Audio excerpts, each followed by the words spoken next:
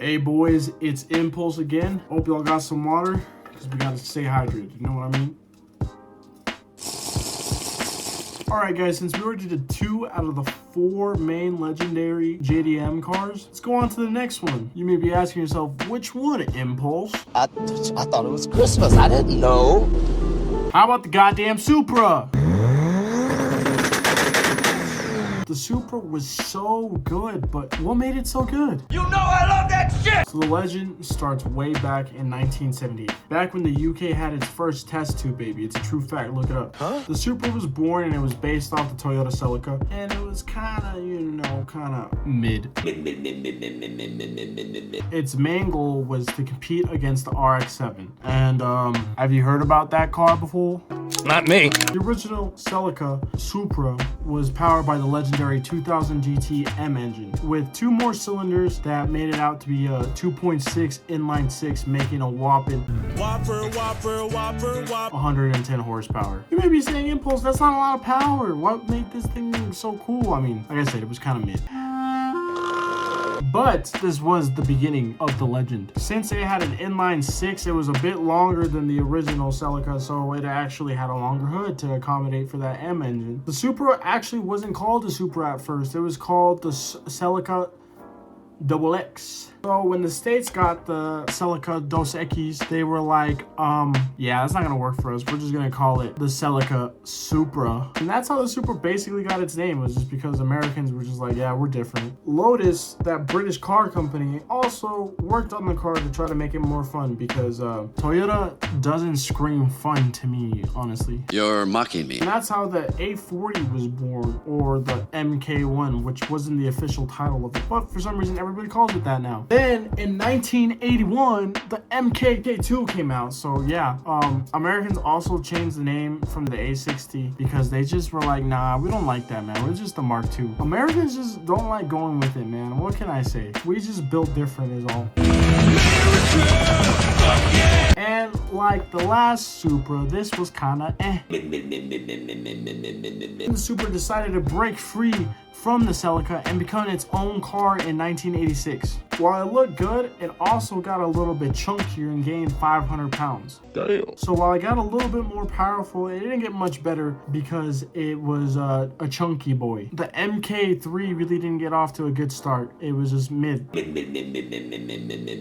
Like the previous Supras. So, like, when does the legendary stuff start? It started when fucking Toyota decided to throw in a turbo in the Supra. Yeah, baby! That's what I've been waiting for. That's what it's all about. Which would lead to the 7M GTE, which was the end of an engine line that was back into the 60s. This thing was so freaking cool, man, they decided to name its own line as the Toyota Supra Turbo. Now, this is when it starts getting popular. This is the stuff of legends. Yes! Yes! Yes! Yes! Yes! Yes! This thing was so cool. Even my dad wanted one. He actually bought one. I tried looking for a picture of my dad's Supra, but I can't seem to find one, so that's a fat rip in the chat. Then, in 1992, Supra decided to go sicko mode and put a 1JZ in that hole. And this thing was really the engine that everybody wanted. 1JZ. This is where it went from being a mid-ass car into being a really good car that a lot of people wanted. Now, the big problem with the 1JZ being in the Supra was that it wasn't available everywhere. Only in Japan and Australia. Go figure. Americans continue to keep getting fucked. Then, the holy grail of JDM cars was born.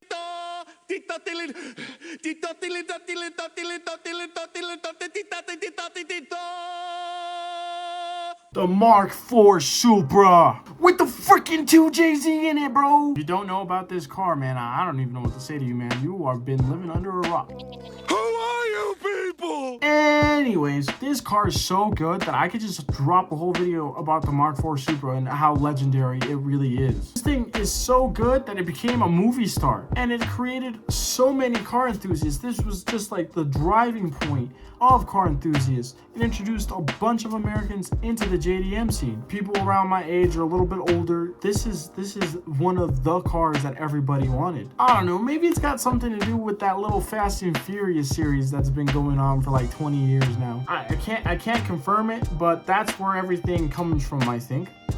Some of the points to highlight is that it's got an incredibly reliable engine that loves boost and is incredibly reliable because Toyota, the 2JZ. Like this motherfucker don't miss. And it also stopped really good.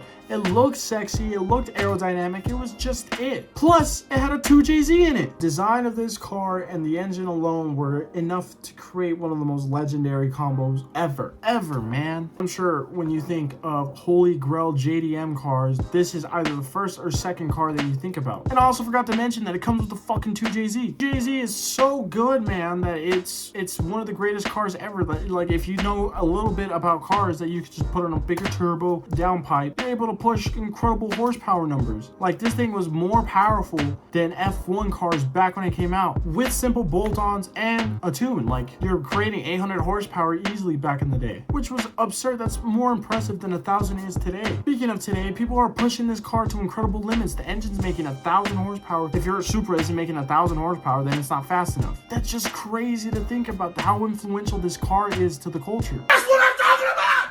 That's why he's the MVP! That's why he's the GOAT! The GOAT! Toyota really made a timeless car with this piece. And then in 1998, it would get canceled in the States. And then in 2002, it was just canned as well. And it would be the last time we saw the Supra for like 20 some years, bro. Then 20 years later, the Supra decided to come back in 2019. This thing was out of commission for so long that at that point in my life, all the time that I've been alive, that not a single Supra that was sold was brand new. They were all used. That's nuts. When I was 18 years old, the Supra decided to make a comeback, and after 21 years of being gone in the States, the Supra made a comeback. So that's pretty hype. Everybody knew that the Supra was coming back because it wasn't a very well kept secret. Everybody was happy to have it back. Well, not everybody, because it was very controversial. BMW and Toyota decided to work on making the Supra, the A90, based off the new Z4. The new Supra wasn't just a BMW in Toyota's clothing. It was actually a very respectable car, a very nice car. Yeah, you got the B58 from the M series cars coming into the Supra, and sure, it may have the BMW engine in it, but Toyota put their engineers to work on it to make it reliable like a Toyota should be. Okay. And not only do I think that it's worthy of the title Supra, I think it more than earns it with how much power and how much tunability this car has. You know I love that shit! Some may say it should have just came with the 2JZ, but the B58 ain't no joke, dog. With simple bolt-ons and a tune, you're capable of pushing around 450 horsepower to 500. Let me drive the boat. Which is still a lot. It may not be the world beater that the 2JZ is, but the B58 is one of the best inline sixes that is available. And it now has the option to come with the manual gearbox, so it's a really great platform, just like the Mark IV. Not as good as the Mark IV, but really good. Like, these builds that we're seeing are crazy, and now that you got a manual gearbox, it's gonna be even better. That's a W! Hopefully, in the next few years, we'll see a new Supra with only Toyota components, making it back to where it was at. But until then, the Mark V is a really good car, and you shouldn't listen to the haters, because whenever somebody pulls up with the Supra, the newer Supra, everybody still gets hyped up because it's a freaking Supra still. Drop a like if you guys enjoyed the video, subscribe for more videos like this, and remember to drive safe because you are loved, and I'll catch you guys on the next one. Peace.